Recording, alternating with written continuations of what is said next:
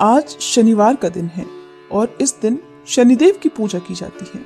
शनिदेव की पूजा करने से शनिदेव प्रसन्न होकर अपने भक्तों के सभी कष्ट दूर करते हैं।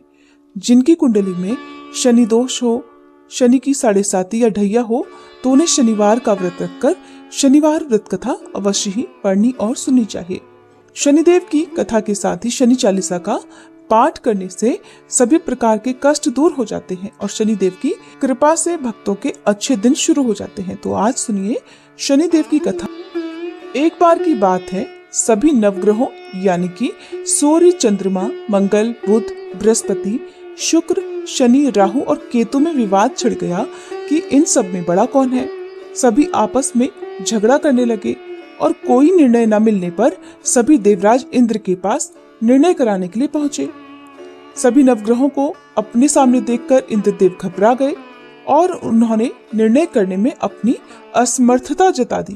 परंतु कहा कि इस समय पृथ्वी पर राजा विक्रमादित्य हैं, जो कि बहुत ही न्यायप्रिय हैं। वे ही आपके इस विवाद का निर्णय कर सकते हैं। तब सभी ग्रह एक साथ राजा विक्रमादित्य के पास पहुंचे और अपने विवाद के बारे में राजा को बताया, साथ ही उनसे निर्णय करने के लिए कहा। राजा विक्रमादित्य ने इस विवाद को बहुत ध्यान पूर्वक सुना। अब राजा इस समस्या से परेशान हो गए, क्योंकि वे जानते थे कि जिस किसी ग्रह को भी छोटा बताया जाएगा वही ग्रह क्रोधित हो जाएगा। तब राजा विक्रमादित्य को एक उपाय सूझा। उन्होंने स्वर्ण, रजत, कांस्य, पीतल, सीसा, रांगा, जस्ता, अभ्रक और लौह, इनसे 9 सिंहासन बनवाए और उन्हें इसी क्रम से रख दिया। फिर उन सब से आग्रह किया कि आप सभी कृपया अपने अपने सिंहासन पर विराजिए। जो भी अंतिम सिंहासन पर बैठेगा वही सबसे छोटा होगा। राजा विक्रमादित्य के ऐसा कहते ही लौह सिंहासन सबसे बाद में होने के कारण शनिदेव सबसे बाद में बैठे, तो वही सबसे छोटे कहलाए। अब शनिदेव को लगा कि राजा ने ऐसा जानबूझकर किया है। तब वह क्रोधित होकर राजा से बोले कि राजा, तू मुझे नहीं जानता। सूर्य एक राशि में 1 महीना, चंद्रमा 2.25 महीना 2 दिन, मंगल 1.5 महीना, बृहस्पति 13 महीने और बुध और शुक्र 1-1 महीने विचरण करते हैं, लेकिन मैं तो 2.5 से 7.5 साल तक रहता हूँ। बड़ों बड़ों का मैंने विनाश कर दिया है। श्री राम जी की 7.5 आई तो उन्हें वनवास हो गया। रावण की 7.5 आई तो उसकी लंका को वानरों की सेना से हारना पड़ा। अब तुम सावधान होकर रहना। ऐसा कहकर क्रोधित होकर शनिदेव वहां से चले गए। अन्य सभी ग्रह खुशी खुशी वहां से चले गए। कुछ समय बाद राजा विक्रमादित्य की 7.5 का समय आया। तब शनिदेव घोड़ों के सौदागर बनकर वहां पहुंच गए। उनके पास बहुत अच्छे अच्छे घोड़े थे। राजा ने जब यह समाचार सुना तो उसने अपने अश्वपाल को बहुत अच्छे घोड़े खरीदने की आज्ञा दे दी। उसने कई अच्छे घोड़े खरीदे और एक सबसे उत्तम घोड़े को राजा को सवारी करने के लिए दे दिया। राजा जैसे ही उस घोड़े पर बैठा, वह घोड़ा सरपट वन की ओर भागने लगा और भयानक वन में पहुंचकर वह घोड़ा अंतर्ध्यान हो गया। अब राजा विक्रमादित्य भूख प्यास से भटकते रहे। तब एक ग्वाले ने राजा को पानी पिलाया। राजा ने प्रसन्न होकर उसे अपनी अंगूठी दे दी। वह अंगूठी देकर अब राजा अपने नगर को चल दिए और वहां उन्होंने अपना नाम उज्जैन निवासी वीका बताया।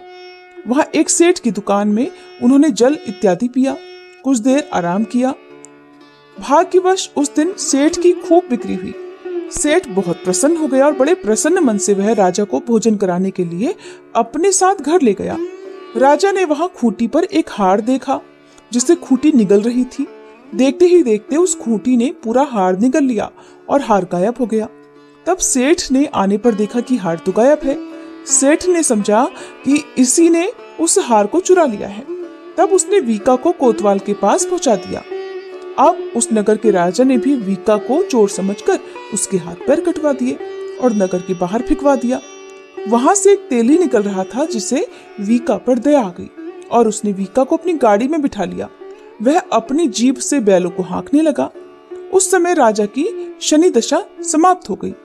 वर्षा ऋतु आने पर राजा मल्हार गाने लगे। राजा जिस नगर में थे वहां की राजकुमारी मनभावनी को उनका गाना इतना पसंद आया कि उसने मन ही मन प्रण कर लिया कि वह उस राग गाने वाले से ही विवाह करेगी। राजकुमारी ने दासी को राग गाने वाले को ढूंढने के लिए भेजा।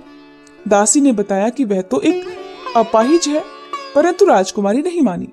अगले ही दिन से वह भूख प्यास त्याग कर बैठ गई कि विवाह करेगी तो उसी अपाहिज व्यक्ति से करेगी। बहुत समझाने पर भी जब राजकुमारी नहीं मानी तो राजा ने उस तेली को बुला भेजा और विवाह की तैयारी करने को कहा।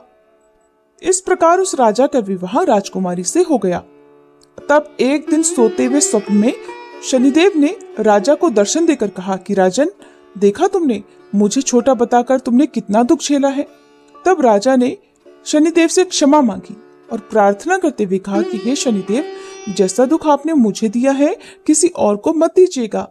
शनिदेव मान गए और कहने लगे कि जो मेरी इस कथा को पढ़ेगा या सुनेगा और व्रत करेगा उसे मेरी दशा में कभी कोई दुख नहीं होगा। जो भी व्यक्ति रोज मेरा ध्यान करेगा और चींटियों को आटा डालेगा उसकी सभी मनोकामनाएं पूर्ण होंगी।